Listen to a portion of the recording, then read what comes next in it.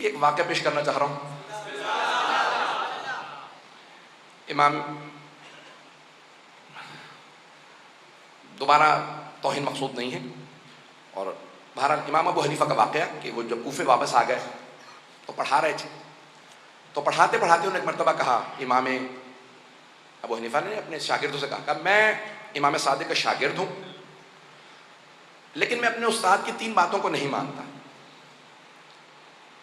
وہ کہتے ہیں کہ اللہ ہے لیکن نظر کبھی نہیں آئے گا. یہ کیسے ہو سکتا ہے؟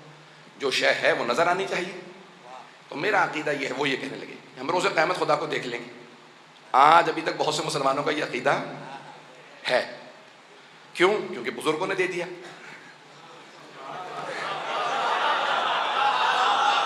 عقیدہ وہی بنائیے گا جو آل محمد کا. ہمارے عقائد پیش کر رہا ہوں آل محمد کے. کوئی کسی کو برا تو نہیں لگ رہا؟ سنیں گے حضرات؟ عزیزان گرامی، انہوں نے کہا کہ میں اپنے استاد سے 3 باتوں میں اختلاف کرتا ہوں. پہلے وہ کہتے ہیں اللہ ہے، نظر کبھی نہیں آئے گا. میں کہتا ہوں کہ نہیں، اللہ نظر آ جائے گا، روز قیامت ہم سب دیکھ لیں گے. اور انہوں نے آیت پیش کی، وجوہ یومئذ ناظرہ الی ربہا ناظرہ.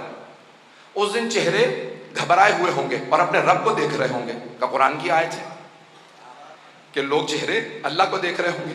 چھٹے امام سے پوچھا، مولا اس کی تفسیر کیا ہے؟ آیت ہے قرآن کی کہ اس دن چہرے پریشان ہوں گے، اپنے رب کو دیکھ رہے ہوں گے. کہ یہ ظاہری دیکھنا نہیں ہے، کہ یہاں دیکھنے سے مراد یہ ہے کہ اللہ کی رحمت کے منتظر ہوں گے. نہیں پہنچا سکا.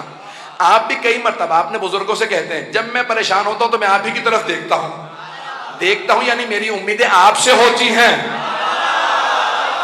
کہ اس دن اللہ کو دیکھ نہیں رہے ہوں گے، اللہ سے امید لگائے بیٹھے ہوں گے، رحمت الہی کو دیکھ. پتہ نہیں لوگ ہیں یا نہیں. کہ اوروں سے نہ سمجھنا، ہم آل محمد سمجھائیں گے. آیتوں کا مفہوم کیا ہے؟ وارث سمجھا سکتا ہے.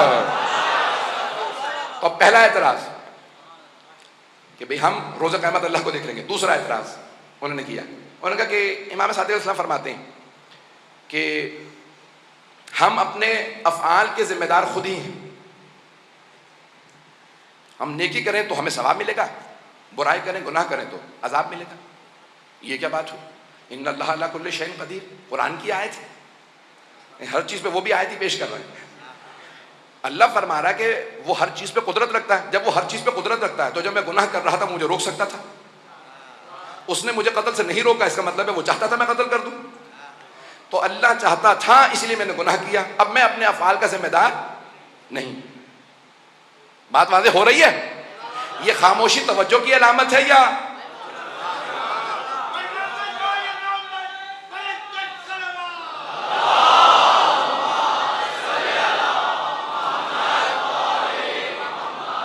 تیسرا اعتراض؟ انہوں نے کہا تیسرا اعتراض یہ ہے کہ وہ فرماتے ہیں کہ امام صادق السلام فرماتے ہیں کہ روز قیامت شیطان جہنم میں جائے گا اور وہاں اسے عذاب ملے گا. میں نہیں مانتا. کیوں نہیں مانتے آپ؟ کبھی اس لیے نہیں مانتا کیونکہ شیطان بنا ہے آگ سے، اور جہنم میں بھی آگ ہے، تو آگ کو کیا نقصان پہنچا سکتی؟ شیطان کو کہیں اور ہی بھیجا جائے گا. اب میں کچھ نہیں کہہ رہا ہوں. تو انہوں نے کہا شیطان جہنم میں نہیں جا سکتا کیونکہ آگ کو کیا نقصان پہنچائے گی. اب تک تو سب سن رہے تھے، اب شاگرد بیچارے آیتیں سن رہے تھے، سب کے سب confused.com بنے ہوئے تھے. اتنے میں وہاں پہ امام صادق علیہ السلام کے ایک شاگرد موجود تھے، نام تھا بہلول دانا. انہوں نے ایک مٹی کا ڈھیلا اٹھا لیا اور اٹھا کے سر میں دے مارا. اچھا، جیسے ڈھیلا سر میں لگا وہ چکرا کے ممبر سے نیچے ہوتا رہا. میں یہی کہوں گا اور تو کچھ نہیں. انہوں نے کہا میں نے خود اپنی آنکھوں سے دیکھا، یہ جو بہلول ہے نا اس نے مجھے پتھر مارا، پکڑو اسے. سارے شاگرد ان کے پیچھے. اب وہ بیچارے بوڑھے آدمی دوڑنے لگے گلیوں میں کوفے کی. سارے شاگرد ان کے پیچھے، وہ آگے آگے. اب کتنی دیر دوڑتے؟ اور ویسے بھی بیچارے کو بھاگنے دوڑنے کی عادت تو تھی نہیں. لوگ ہیں نہیں، بات پہنچ رہی ہے. تو کچھ ہی دیر میں شاگردوں انہوں نے پکڑ لیا اور سب پیٹنے لگے انہیں. جب مارنے لگے تو انہوں نے کہا کیا بات ہے، کیوں مار رہے ہو؟ کہا تم نے ہمارے استاد کو مارا. اب وہ اس حالت میں بھی جو امام کا شاگرد ہوتا کیسا ہوتا، اس حالت میں بھی پلٹ کے کہتے ہیں البینۃ علی المدعی پیغمبر نے فرمایا ہے کہ جو مدعی دعویٰ رکھنے والا وہ گواہ لے کے آتا پھر جرم ثابت ہوتا. جس کا میرے خلاف دعویٰ ذرا اسے تو لے کے آؤ. میں نے تم لوگوں کو تو نہیں مارا, جسے مارا ذرا اسے لے کے آؤ. وہ چاہ رہے تھے عدالت لگ جائے, جواب سب کے سامنے دو. پتہ نہیں بات پہنچ رہی ہے نہیں پہنچ رہی. تو انہوں نے کہا البینۃ علی المدعی, جس نے میرے خلاف دعویٰ کیا ذرا اسے لے آؤ. انہوں نے کہا ٹھیک ہے قاضی کے پاس لے چلتے ہیں. انہیں پکڑا, گھسیٹنے لگے. سارا کوفہ جمع ہو گیا. کہا کیا ہوا؟ کہا امام ابو حنیفہ کا کیس ہے, عدالت میں جا رہا. فوراً پہنچے. کہا کیا بات ہے؟ قاضی نے کہا لے کے آؤ, دعویٰ کرنے والا کون ہے, مدعی کون؟ کہا لے آ. کہا یہ دعویٰ رکھتے ہیں. کہا کیا معاملہ ہے؟ قاضی نے پوچھا. کہا بھئی اس نے مجھے پتھر مارا. قاضی نے فوراً سوال کیا بہلول اللہ تعالیٰ سے, آپ نے پتھر مارا ہے؟ کہا پتھر مارا ہے. کہاں؟ کہا اقرار تیسری دفعہ کرو کہ جانتے ہو سزا ہے. کہا ایک منٹ رک جاؤ, پہلے ذرا مجھے سوال کرنے دو. پتھر مارنے سے ہوا کیا ہے تمہیں؟ کہا تمہیں لوگ صحیح کہتے ہیں, تم پاگل ہو. بھائی پتھر لگا, میرے سر میں درد ہو رہا.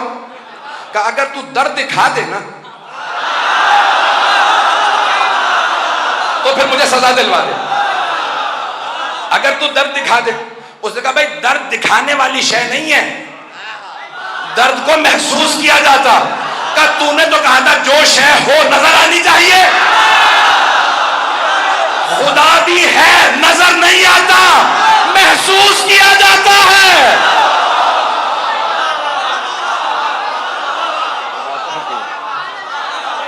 بات پہنچ گئی.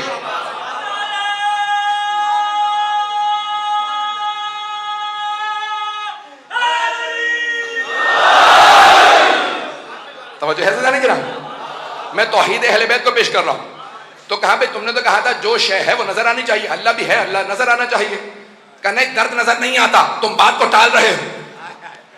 کہا میں کوئی بات نہیں ٹال رہا. کہا نہیں تم نے مجھے پتھر مارا, تمہیں سزا ملنی چاہیے. کہا اچھا پتھر مارا, پتھر کس چیز کا بنا ہوا تھا؟ کیا پتھر مٹی کا ڈھیلا تھا اور کیا تھا؟ کہا تم کس چیز سے بنے ہو؟ کیا میں بھی مٹی سے بنا ہوں؟ کہا تم نے تو کہا تھا ہم جنس کو نقصان نہیں پہنچاتا. آگ کو نقصان نہیں پہنچا سکتی. جب آگ کو نقصان نہیں پہنچاتی تو پھر مٹی کو کیسے نقصان پہنچا رہی ہے؟ اگر بات پہنچ گئی تو کہا کہ مٹی کو نقصان پہنچا رہی ہے, آگ کو عذاب دے سکتی ہے.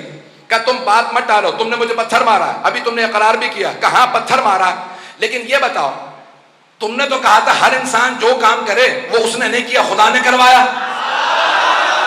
تم خدا سے جا کے لڑو, اس نے میرا ہاتھ نہیں روکا. وہ چاہتا تھا میں تجھے ماروں.